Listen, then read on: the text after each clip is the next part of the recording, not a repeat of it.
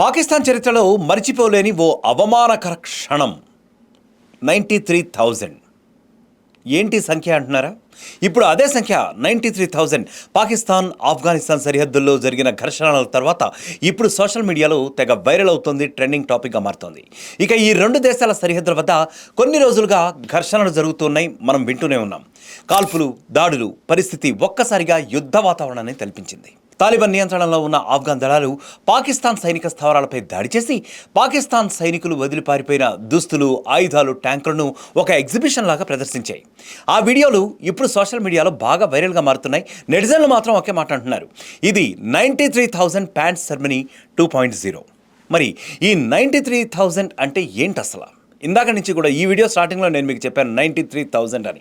అసలు ఈ 93,000 నెంబర్ ఏంటి, దీని ప్రాముఖ్యత ఏంటి ఒకసారి చెప్పే ప్రయత్నం చేస్తాను. 1971లో భారత్ పాకిస్తాన్కి మధ్య భీకర యుద్ధం జరిగింది. దానికి సంబంధించిన సంఖ్య అన్నమాట ఇది.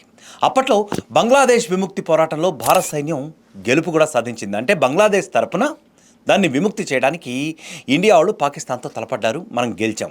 డిసెంబర్ 16 సరిగ్గా 1971లో Pak lieutenant general Amir Abdullah Niazi Bharat lieutenant general Jagjit Singh Arora ముందు లొంగిపోయాడు. అదే సమయంలో అప్పుడు మొత్తం పాకిస్తాన్ సైనికులు ఎంతమంది ఉన్నారంటే 93,000 మంది. సో 93,000 వీళ్ళన్నమాట. వీళ్ళందరూ కూడా భారత సైన్యం ముందు చేతులెత్తి మరీ లొంగిపోయారు. ఇది రెండో ప్రపంచ యుద్ధం తర్వాత అతిపెద్ద సైనిక ఓటమి అని చెప్పి మనకి చరిత్ర చెప్తా ఉంది. సో ఇది దాదాపు 54 సంవత్సరాలైంది. అంటే ఇప్పుడు మళ్ళీ 2025లో అదే 93,000 సంఖ్య మళ్ళీ సోషల్ మీడియాలో ఒక పెద్ద న్యూస్గా మారిపోయింది, వైరల్గా మారిపోతుంది. మీరు 93,000 అని కీవర్డ్ పెట్టి చూడండి, డెఫినెట్గా మీకు దానికి సంబంధించిన వీడియోస్ అన్నీ కనపడుతున్నాయి. ఆఫ్ఘాన్ యాక్టివిస్టులు, నెటిజన్స్ వీడియోలన్నీ కూడా షేర్ చేస్తూ టీమ్ 93,000 పార్ట్ 2 అంటూ కూడా పాకిస్తాన్ను బీభత్సంగా ట్రోల్ చేస్తున్నారు. ఒక ఆఫ్ఘాన్ యాక్టివిస్ట్ అయితే ఇలా రాసుకొచ్చాడు, 1971 యుద్ధంలో 93,000 మంది పాకిస్తాన్ సైనికులు భారత్ చేతిలో బంధితులయ్యారు, అంటే ఓడిపోయి బందీలుగా మారిపోయారు.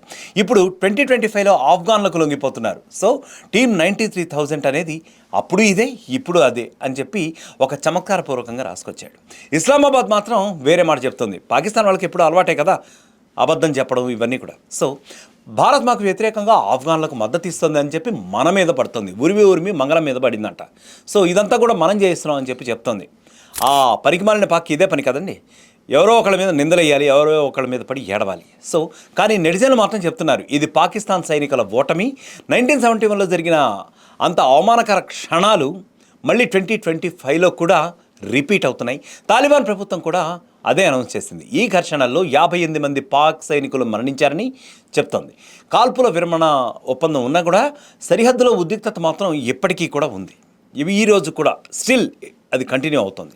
కానీ సోషల్ మీడియా వీడియోస్, ట్రోలింగ్ ఇవన్నీ కూడా ఇంకా ట్రెండ్ అవుతూనే ఉన్నాయి. 93,000 again I'm coming to that number 93,000. ఇది కేవలం ఒక నంబర్ మాత్రమే కాదు, పాకిస్తాన్ చరిత్రలో మరిచిపోలేని అవమానానికి, సరిహద్దు ఘర్షణలకు, వాళ్ళ ఘోర ఓటమికి, ముఖ్యంగా ఇండియా చేతిలో సోషల్ మీడియా ట్రోల్కు గుర్తుగా కూడా మారింది. 1971లో భారత్ ఈ గుర్తును ఇచ్చేసింది అనమాట, అదొక బిరుదులాగా ఇచ్చేసింది 93,000 అని చెప్పేసి. సో ఇప్పుడు 2025లో నేను ఇంతకుముందు చెప్పినట్టుగా ఆఫ్ఘన్ తాలిబాన్ మళ్ళీ చుక్కలు చూపించింది పాకిస్తాన్కి అదే నెంబర్తో. చరిత్ర ఎప్పుడు కూడా అలాగే ఉంటుంది, కానీ కొన్నిసార్లు మళ్ళీ తిరిగి కూడా పునరావృతం అవుతుంది అనడానికి ఇదే ఉదాహరణ. 93,000 పాకిస్తాన్ ఆఫ్ఘనిస్తాన్ సరిహద్దు ఘర్షణల్లో మళ్ళీ పాకిస్తాన్ను చరిత్ర ముందు నిలబెట్టినటువంటి సంఖ్య అని చెప్పి ప్రతి ఒక్కళ్ళు కూడా చెప్తున్నారు. సో ప్రస్తుతానికైతే ఈ 93,000 అనే సంఖ్య చాలా వైరల్గా మారిపోతుంది.